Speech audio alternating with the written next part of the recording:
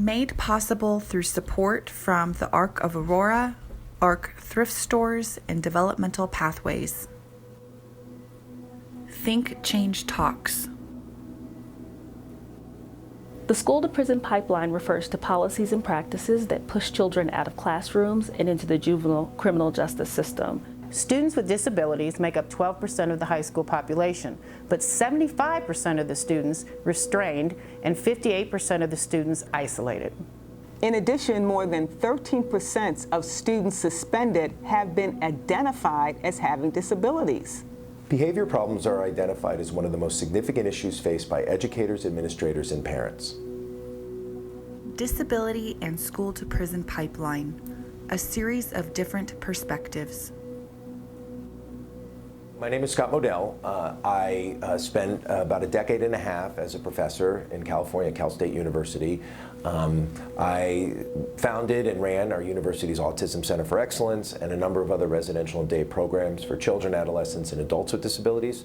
My research focus and area of study has been on positive behavior support and crime victimization and children with disabilities.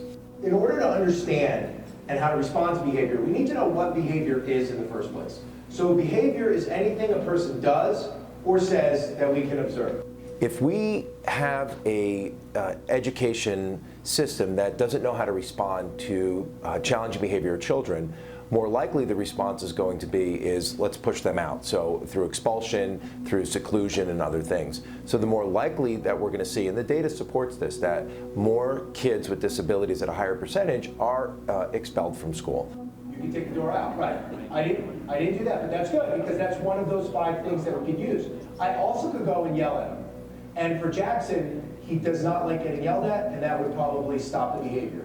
We cannot punish our way out of fixing these behaviors, that we have to adopt this positive behavioral support concepts because the evidence suggests that that's going to best get us to these better outcomes and reduce the likelihood of these children winding up in prison. Positively supporting behaviors is about responding to challenging behavior in a way compatible with the science that we have, behavior analytic science, that is most likely going to get you to the outcomes that you want.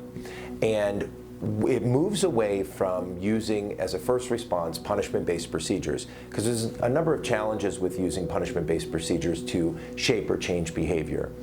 One of the things that we get is counter control, where you're going to typically get that immediate pushback because punishment-based procedures are overt. You also will get covert behavior. Teenagers refer to this as strict parents equals sneaky kids.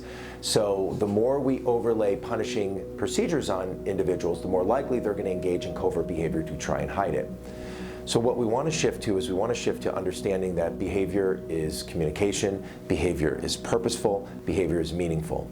And all behaviors, those that we like and those that we don't like, are learned. So physical diseases are tied to trauma, but these numbers are astounding. That has to impact not just educators and support staff and principals, but the greater community and parents. There's evidence that speaks to behavior intervention programs that involve parents and support parents for this have greater efficacy. This is a real problem. This isn't a made-up problem. This is real. We have a significant number of children with disabilities disproportionately disciplined, disproportionately expelled in schools. We all have to be accountable. It has to be accountability across the board. And I think that that's what's really important for ensuring that we're going to have the best outcomes for these children. To learn more about educational supports for a child, start with that child's school guidance counselor or homeroom teacher. THINK+change Talks.